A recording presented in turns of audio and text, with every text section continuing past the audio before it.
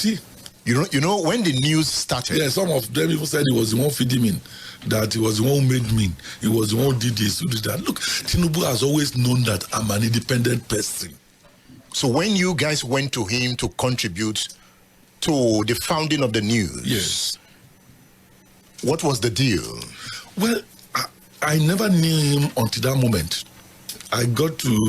We got to know him through Chris Mama, a former journalist who was nailed to, who later became nailed to Atiku.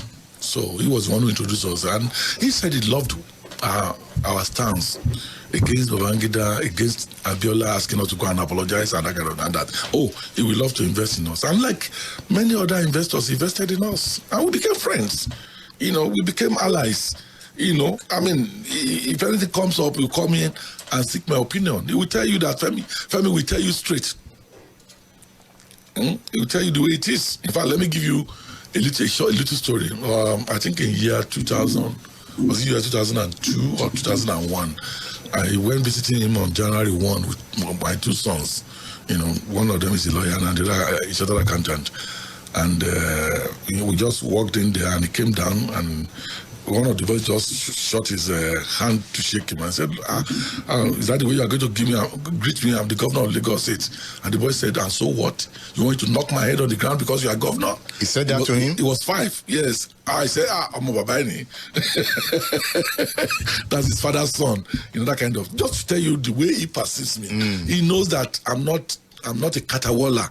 I'm not somebody that koto to people. I will tell you if you are doing well. I will tell you if you are not doing well. I will tell you what you don't like to hear.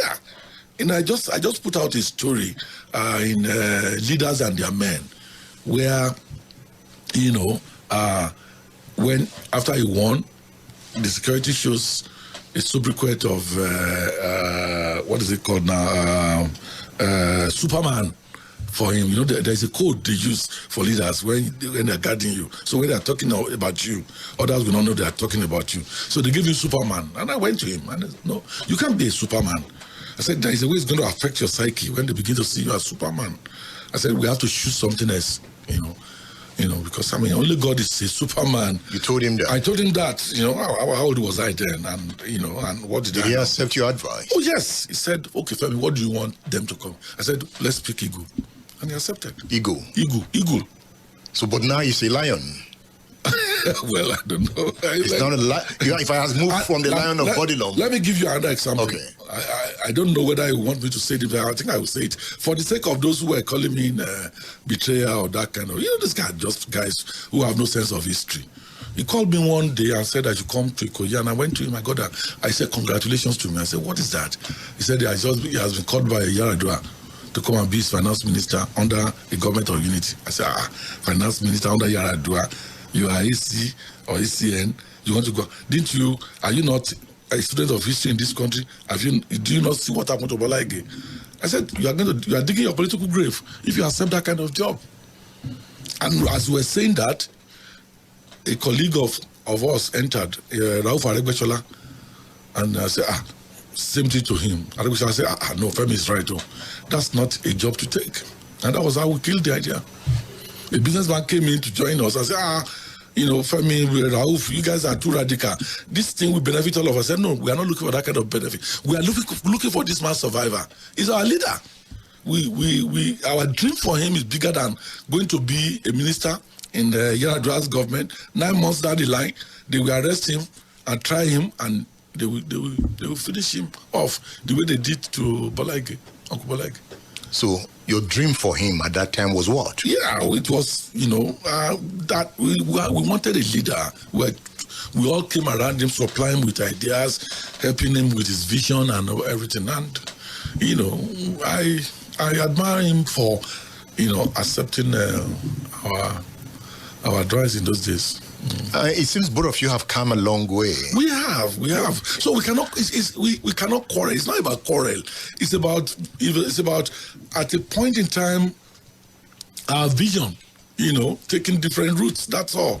It's not a personal thing. I'm just coming in from Lagos I went to attend the wedding of Bayo Onanuga's daughter. Bayo Onanuga is the chief media person to Tinubu now. And that's your man. And that's my man. I was best man at his wedding. So people were seeing and they were saying, we never knew you were going to be here. Yeah, thank you for coming. I said, what do you think? You think we were boxing each other? Almost on every page is here. Yeah, Bayo Onanuga, Bayo Onanuga. Yeah, so it's not personal. Nothing about that is personal. For me, loyalty to friendship, it's on a lesser scale to loyalty to country. Whatever I have to do that will uplift 200 million Nigerians, that will make Nigeria respected in the Committee of Nations, that will make us live a good life. I can sacrifice my family for that. Of course, that was exactly what I did when I fought Abacha. I sacrificed my family. My wife, I was newly married, and I was running out of the country, coming back, going to jail, being arrested. My wife was all over the town. That is a sacrifice. My children were young. Again, why did I do that? I could have lived a much more comfortable life, going around collecting money from people, buying fine cars, going home to sleep after the day's job and that kind of. But no, I knew that I had to do something to rescue Nigeria from the military. That was why I went into all that I went to. Is that battle over? Well, such battles come in stages. We had the battle, against the colonial masters, which again journalists championed, Then we had the battle for nation building in the early 60s, up until the time the military came, Then the military came, we had the battle to fight the military so that they could go back to the barrack and stop the kind of destruction they were unleashing on Nigeria. Now we have democracy. The challenge of democracy now is a challenge of development. We need to have journalists who can also fight that battle. People will look at the budget, analyze it thoroughly, and tell the world that this can work, this cannot work. What kind of economic option are we choosing that make people very poor today, that make people not being able to buy their medication, that make more people are getting homeless, more people are going hungry, people are giving birth to children, and their father and mother cannot afford baby formula. A good baby formula in the market now is about 30,000 naira, and the baby will eat it for 3 days.